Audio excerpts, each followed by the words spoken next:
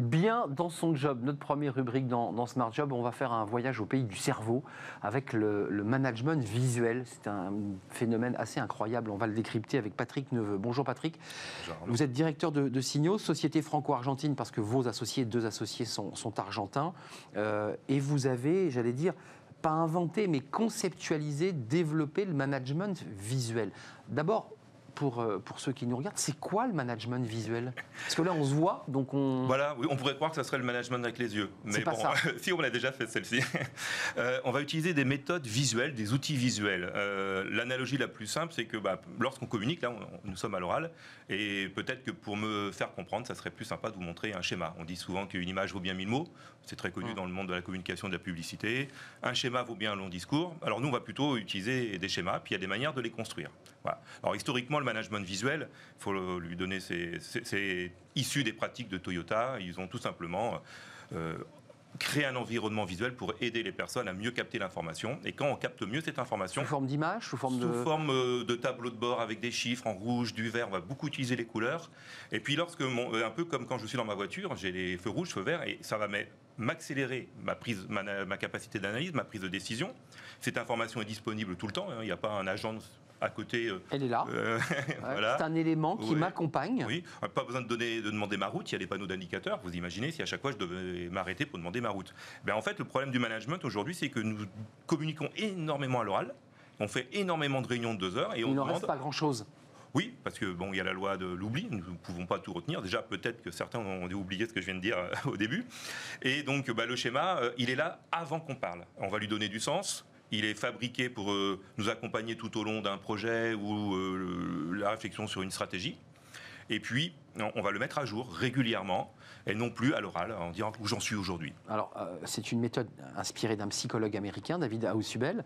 En préparant l'émission, parce que j'ai essayé de comprendre, c'est quand même très nouveau, ce management visuel, vous faites des photos, une photo avant, une photo après, et vous essayez de capter pour que le client ait gardé en mémoire ce qu'il avait vu, le chemin qu'il avait parcouru, puis ensuite, il faut qu'il puisse évidemment capter cette nouvelle image à travers le chemin qu'il... Oui. Comment on fait, là? D'où l'idée de voyager dans le cerveau, là. Vous avez prononcé le nom du docteur Ausubel, qui n'est pas du tout connu en France, en fait. Non. Lui, son boulot, c'était tout simplement de dire, voilà, nous essayons d'avoir une cartographie mentale. Nous avons des schémas de pensée, c'est un mot qu'on utilise toujours, des systèmes de pensée. Et lui, il avait découvert qu'on pouvait effectivement, avec bénéfice, représenter ces systèmes de pensée. Il a dit, avant d'aller enseigner, mais aussi avant d'aller peut-être expliquer, manager, faire des choses, c'est quoi la photo de départ? Qu'est-ce que vous avez dans votre tête? Et arrêtez de me le raconter à l'oral, je ne veux pas le comprendre. Donc on va le schématiser. Et puis, donc on va le reproduire sur une feuille. Oui, on est capable. Voilà. Alors ça, ce sont les techniques de cartographie conceptuelle, si je traduis ça en français. Et ça ressemble à quoi, les dessins de... C'est des réseaux d'informations, comme des logigrammes. Voilà, on va schématiser la pensée pour voir les interactions. On la pose sur une feuille, ça c'est l'image 1. L'oral ne peut faire que l'histoire du schéma, donc on montre le schéma. Et puis ensuite, il y a la photo 2. Voilà, et puis maintenant avec les outils digitaux, on est capable de voir ça de manière dynamique. On est capable même de voir le film de l'évolution, sans aucun souci. En réunion, on les met en scène en temps réel et on modifie les indicateurs. Ça va troubler les participants qui doivent se dire, mais bon sang, ils sont rentrés dans mon cerveau, on voit l'évolution de ma pensée en quelque sorte. Alors attention, du coup on va tomber sur la notion de confiance et contrôle. Bah oui. Quand Toyota a inventé le management visuel, parce que c'est quand même eux qui l'ont inventé, leur but c'était d'autonomiser, de responsabiliser les collaborateurs au travail. Je crois que c'est un truc à la mode en ce moment. Et avec le télétravail, on a envie qu'ils soient autonomes et responsables, et puis en même temps, comme ils sont loin, on a peur. Est-ce qu'on leur fait confiance? Je crois que c'est ou est-ce qu'on les contrôle? Eh bien, en installant un visuel qui est coélaboré avec les collaborateurs, on crée de la confiance et on intègre le contrôle, du coup, dans les dynamiques de confiance. Si on ne fait pas ça, eh bien, les gens ont peur d'être contrôlés. Et donc, ils ont peur qu'on rentre dans leur cerveau. Juste quand même, c'est important, Patrick Neveu, ça sert à quoi concrètement pour une entreprise? Parce que vous démarchez, vous avez une activité commerciale. Qu'est-ce que vous leur dites aux entreprises pour leur dire, tentez le management visuel, vous allez voir, c'est super?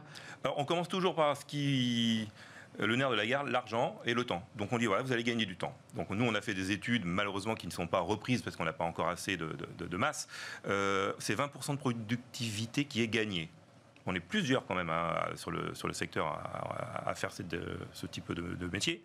Alors 20% de productivité, je ne sais pas si vous vous rendez compte, c'est une journée de travail par semaine. Dans une année, c'est 2 mois de travail. Et ces 2 mois de travail gagnés, ou cette journée de travail cette journée de gagnée par semaine, je peux faire autre chose pendant ce temps-là aussi. Mais Patrick, juste pour être concret, je suis un collaborateur d'une société. Ma société a souhaité passer par votre structure de management visuel. Dans mon quotidien, ça va ressembler à quoi le management visuel ?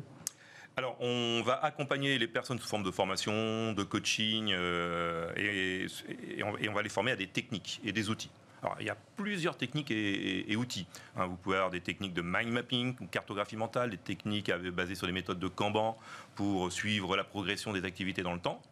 Voilà. Donc, vous savez, moi, mon bureau, j'ai des petits tableaux, j'ai des post-it, j'ai quoi Mur, le plus simple, un tableau d'affichage, un grand mur. Pour ceux qui ont de l'argent et de l'espace, on crée des grandes salles. Avec, là, on voit une image d'ailleurs. Ça, oui, c'est voilà. quoi Alors, donc, là, vous voyez des personnes qui ont installé différents dispositifs. On se croirait dans un scénario de cinéma, oui. Parce que et puis, ils prennent leurs post-it. Ils ont des post-it pour suivre des projets, des post-it pour suivre l'actualité, pour faire la météo de l'équipe, pour voir la stratégie. Et donc, ils viennent se référer à ces post-it. Voilà. Ils disent, tiens, on en est là, on fait soit ça. En réunion, soit en temps réel. Et comme vous ne pouvez parfois pas venir dans la salle, nous, on propose aux gens de digitaliser leur dispositif. Et vous le faites en virtuel. Voilà. Et quand on dit digitaliser et le faire en virtuel, c'est carrément dans des salles virtuelles, accessibles en temps réel sur les écrans. Donc on peut cliquer, tiens, je vais aller dans la salle virtuelle pour voir où on en est. Tous les matins, je travaille dans mon bureau virtuel et dans ma salle virtuelle.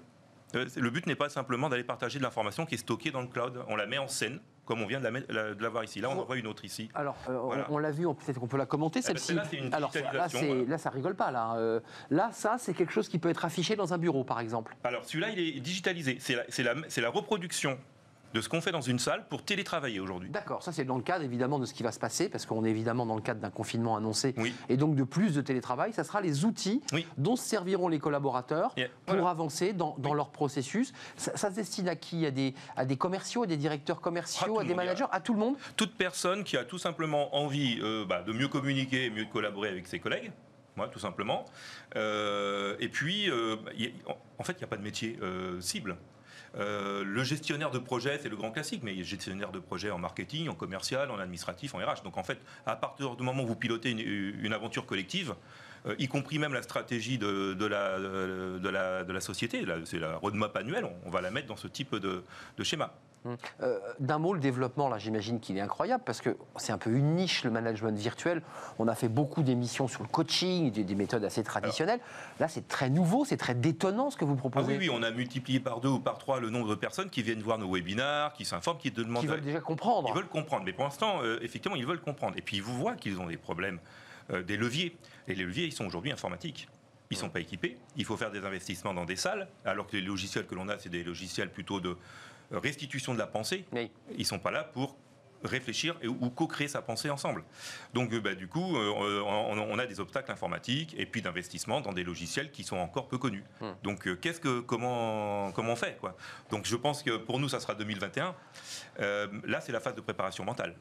C'est ça, là on est dans la préparation mentale, on n'est pas encore dans le management mental. Ouais, voilà, on vient voir, on se dit tiens c'est vraiment intéressant cette méthodologie, je veux aller voir comment ça marche. Vous avez vos webinars, j'imagine qu'on peut aller visiter sur Signos la manière dont vous travaillez, et puis ensuite il se plonge comme ça dans cette espèce de bain bouillant du management virtuel. Et puis on vient de dire préparation mentale, on a beau avoir les techniques, on les a, on forme les gens aux techniques, mais si à un moment donné il n'y a pas aussi cette fameuse préparation mentale à l'utiliser, vous pouvez créer les plus beaux schémas que vous voulez. Il faut les animer et il faut les animer d'une certaine manière dans un certain état d'esprit. Merci Patrick Neveu d'être venu nous rendre visite.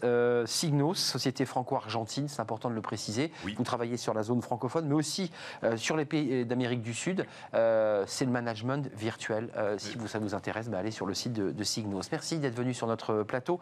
Tout de suite, la suite de nos programmes.